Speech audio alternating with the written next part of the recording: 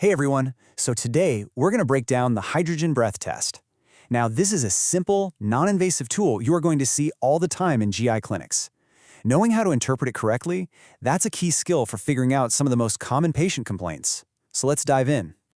Okay, picture this. Your patient comes in with those classic, really frustrating symptoms. Before you even think about more invasive procedures, there's a super valuable first step. The hydrogen breath test gives us a direct window into their gut function, and it can help you nail down diagnoses like small intestinal bacterial overgrowth, SIBO, and carbohydrate malabsorption.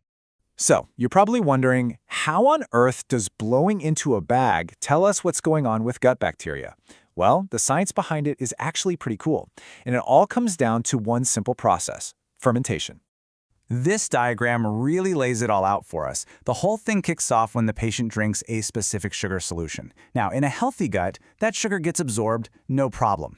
But if there's an issue, like way too many bacteria hanging out in the small intestine or a problem with absorption, that sugar turns into a feast for gut bacteria. They ferment it, and that process produces gases, like hydrogen. That hydrogen then gets absorbed into the bloodstream, hitches a ride to the lungs, and it's exhaled. That's where we can measure it. So, to boil it all down, we're using the patient's own breath as a direct readout for what the bacteria are doing deep inside their gut. It's a really simple concept, but it has some powerful diagnostic potential. But hold on, it's not always just about hydrogen. Here's a critical clinical pearl you have to remember. Up to 30% of people have these gut microbes that actually eat up the hydrogen and convert it into methane. So if you're only measuring hydrogen in these folks, we call them methane producers, you could get a false negative and completely miss the diagnosis. This is exactly why a lot of modern breath tests will measure both hydrogen and methane. Okay, so just like with any diagnostic test, right, the accuracy all depends on getting the setup right. It's that classic saying, garbage in, garbage out. So let's quickly go over the essential prep work. You have to stress this to your patients. Their part here is absolutely non-negotiable. Avoiding things like carbs and fiber the day before is key because it prevents a high baseline hydrogen level that could totally mess up the results. Fasting is a must, and it's so important to stop medications like antibiotics or PPIs that can change the gut environment and skew the test. All right, test day. The procedure itself is pretty straightforward. A good mouth rinse gets rid of any oral bacteria that might cause a false early peak. We'll grab a few baseline readings, then the patient drinks the sugar. After that, it's just a waiting game, collecting samples every 15 minutes. And this part is crucial. We also need to know if the test triggers their usual symptoms. That correlation is key. Okay, now for the fun part. Let's get into actually interpreting these results, starting with SIBO.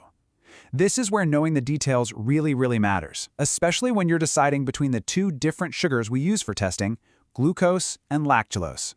For a glucose breath test, this is your magic number. A rise of more than 12 parts per million above whatever their baseline was, that is your cutoff for a positive SIBO diagnosis. So why is that? Well, think about it. Glucose is normally absorbed super fast, right in the first part of the small intestine. So if we see an early spike in hydrogen, that's a huge red flag. It's telling us that there are too many bacteria fermenting that glucose before our body even has a chance to absorb it. Now, this is where a lot of people get tripped up. Glucose versus lactulose. Let's clear this up.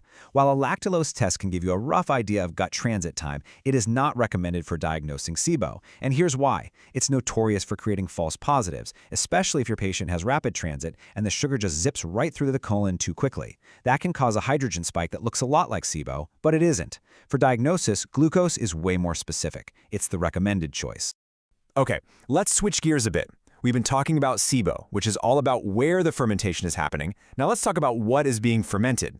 This test is also fantastic for diagnosing carbohydrate malabsorption. Think lactose or fructose intolerance.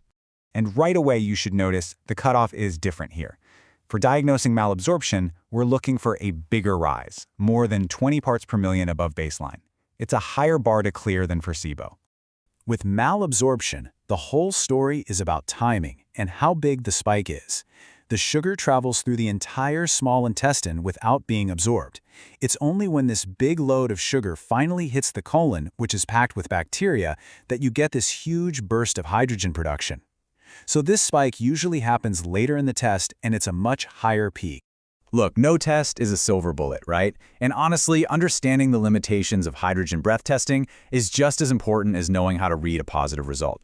This is the kind of stuff that separates a good clinician from a great one. So let's be super clear about what this test can't do. For one, it has low sensitivity, which means you can definitely miss cases of SIBO. Like we talked about, it can be totally thrown off by rapid transit or those methane producers.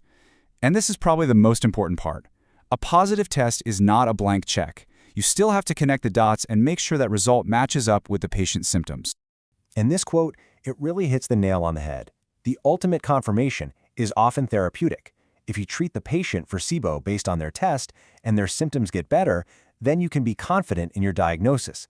It's all about treating the patient, not just a number on a test result. So I'll leave you with this to think about.